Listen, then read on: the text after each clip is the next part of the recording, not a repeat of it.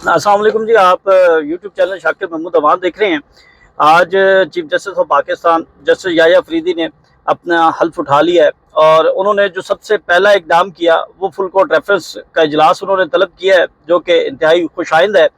और हम ये उम्मीद करते हैं कि चीफ जस्टिस नामजद chief justice justice Yahya Afridi जो हैं इस वक्त मुल्क के अंदर जो मसाइल हैं, जो इंसाफ का कत्ले आम किया गया उसका नोटिस लेंगे।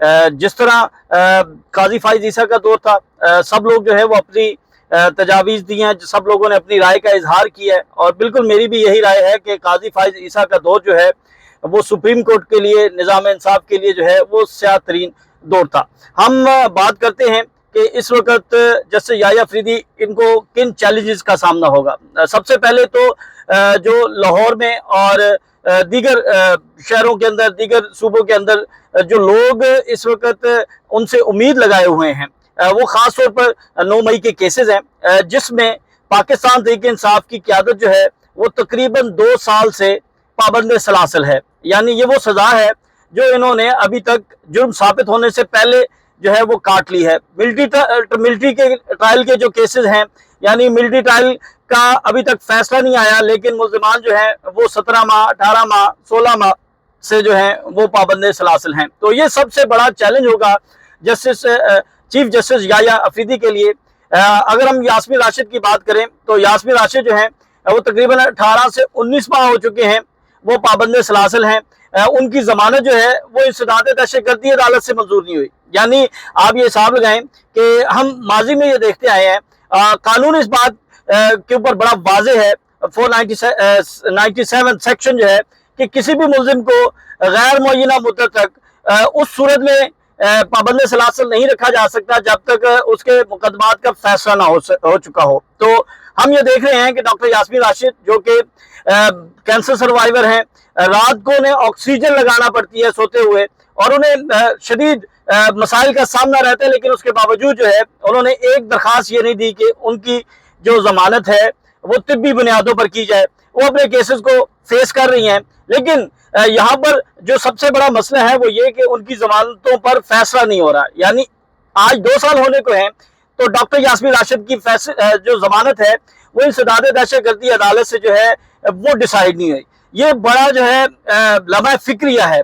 दूसरी जानिब अगर हम बात करें शाह महमूद कुरैशी की, शाह महमूद कुरैशी वो उनके ऊपर ऐसा इल्ज़ाम है, मजाका के इल्ज़ाम है कि उन्होंने 9 मई के जो मुकदमात में उन्हें शामिल किया गया तो उस वक्त वो कराची के अंदर थे और पंजाब के अंदर उन पर दर्जनों मुकदमात हैं, जबकि जिस प्लेस पर थे, जिस जगह पर वो अपनी अहलिया का इलाज करवा रहे थे, वहां पर उनके खिलाफ जो है वो कोई मुकदमा नहीं है। दूसरी जानिब अगर हम बात करें मियां महमूद रशीद और उमर सरफराज चीमा की, उमर सरफराज चीमा जो है वो इस वक्त बीमार हैं, उनका एक ऑपरेट हो चुका है और इस हवाले से ये कोई दो राय नहीं है कि उन्हें जो है वो उस जुलूस में शिरकत थे, वो तोड़ फोड़ कर रहे थे। सिर्फ उनको इस बात का जो है उन इंतकाम का निशाना बनाया जा रहा है कि जो उन्होंने बतौर गवर्नर इकदाम किए थे, जो वो ये समझते थे कि उन्होंने आइन और कानून के मुताबिक इकदाम किए गए हैं। अगर उनके इकदाम गैर आइनी थे तो आपके पास जो है वो फोरम मौजूद है, आप वहां पर जा सकते थे, लेकिन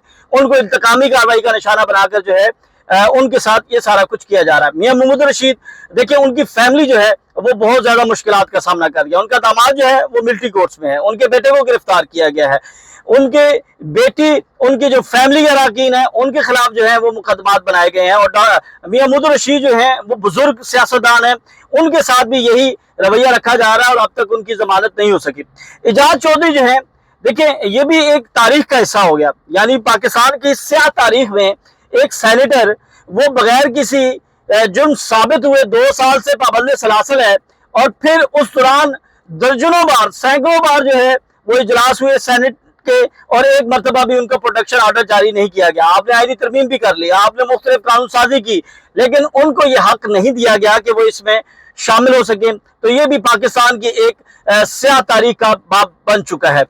इसी तरह अगर हम दीगर पीटीआई की क़यादतशिप में एक नाम अली रजा है, जो गुज़िश्ता दिनों मैंने देखा कि उनकी वालदा जो है वो फरियाद कर रही थी, वो रो रो कर फरियाद कर रही थी। यानी वो 9 मई में इंसदाद दहशतगर्दी अदालत से जमानत मुस्तरद हुई, लाहौर हाई कोर्ट से मुस्तरद हुई और अब वो सुप्रीम कोर्ट में, और उसका फैसला नहीं हो रहा, तो वो भी 18 माह से जो है वो जेल में है। ये पीटीआई के कारकुन है, या ये यहाँ पर वहां पर जो है वो एज ए मॉब की शक्ल में गए थे या पार्टिसिपेट किया था, इस बात का तो हम वाज़ेह तौर पर नहीं बता सकते। लेकिन देखें, किसी भी मुल्जिम को गैर मुअय्यना मुद्दत तक आप पाबंद सलासल नहीं रख सकते। हम अगर तारीख देखें तो तारीख में इस तरह हुआ है, लाहौर हाई कोर्ट ने ये फैसले किए हैं। जो मुल्जिम 1 साल तक जो है वो गिरफ्तार रहे, जिसमें हमजा शहबाज हैं, जिसमें उमर सल्फात चीमा थे, शहबाज शरीफ के हवाले से भी इस तरह की चीजें आई थी, लेकिन इनकी जमानतें हुई हैं, इनको अदालतों से रिलीफ मिला। तो अब क्यों नहीं रिलीफ मिल रहा, अब क्यों नहीं इनको जमानत दी जा रही? ये लम्हा फिक्री है। और सबसे बड़ा चैलेंज है chief justice Pakistan justice Yahya Afridi के लिए कि वो आए हैं। इससे पहले काजी फाइज ईसा ने इन मामलात के ऊपर नोटिस नहीं लिया, लोग अगवा होते रहे, उन्होंने नोटिस नहीं लिया। सबसे बड़ा जो चैलेंज है चीफ जस्टिस का वो ये है कि इस वक्त एडवोकेट इंतजार पंजोता जो है वो गायब हैं, 14 दिन से ज्यादा हो चुके हैं और अभी तक उनका नामो निशान नहीं बताया जा रहा। कोई इदारा ये मानने के लिए तैयार नहीं है कि एडवोकेट इंतजार पंजोता कहाँ पर हैं। इमरान खान के वकील हैं, इमरान खान के केसेस के हवाले से वो अदालत में जाते थे, वो पैगाम रसानी करते थे। तो इस सूरत हाल में वो अगवा है और अभी तक उनका कोई कुछ मालूम नहीं हो सका। हम उम्मीद करते हैं अब चीफ जस्टिस आए हैं तो हम ये उम्मीद करते हैं कि वो इसका नोटिस लेंगे और ये जो लाकानूनियत हो रही है इसके हवाले से सख्त इकदाम करेंगे।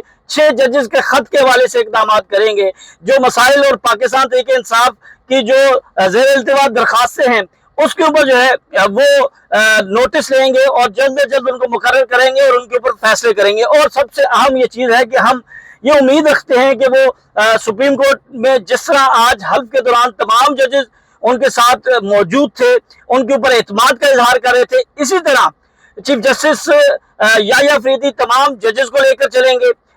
ये तासुर नहीं जाएगा कि फिक्स बेंचिंग हो रही है, ये तासुर नहीं जाएगा कि एक खास जजेस का जो ग्रुप है वो सुप्रीम कोर्ट पर हावी है। तो ये बड़ी अहम जिम्मेदारी है क्योंकि जो आईनी तरमीम हुई है उसके हवाले से बहुत से खदशात हैं, वो समाअत भी सुप्रीम कोर्ट के अंदर होगी। तो हम ये देखते हैं कि इस सारे मामले में काजी फाइज ईसा के जाने के बाद जैसे याह्या अफरीदी जो है वो क्या किरदार अदा करते हैं। और सबसे खास और अहम वो चेयरमैन तहरीक इंसाफ इमरान खान है, उनके खिलाफ जो मुकदमात बनाए गए वो बेबुनियाद साबित हुए। साइफर केस जो है वो कूड़ादान में फेंक दिया गया, तोशाखाना केस कूड़ादान में फेंक दिया गया। अब 9 मई के मुकदमात में इमरान खान की जमानत जो है वो समाअत के लिए मुकर्रर ही नहीं हो रही, मुकर्रर हो गई है लेकिन जज नहीं था, अब ये जज आ चुके हैं। हम ये उम्मीद करते हैं कि इन केसेस पर जो है वो तेजी के साथ फैसले होंगे, जल्द फैसले होंगे और इंसाफ का बोलबाला होगा। आखिर में 2 दिन आपसे मुलाकात नहीं हो सकी, मैं भी इसी निज़ाम में और इसी निज़ाम इंसाफ के अंदर जो मसाइल हैं मैं भी उनका शिकार हूँ।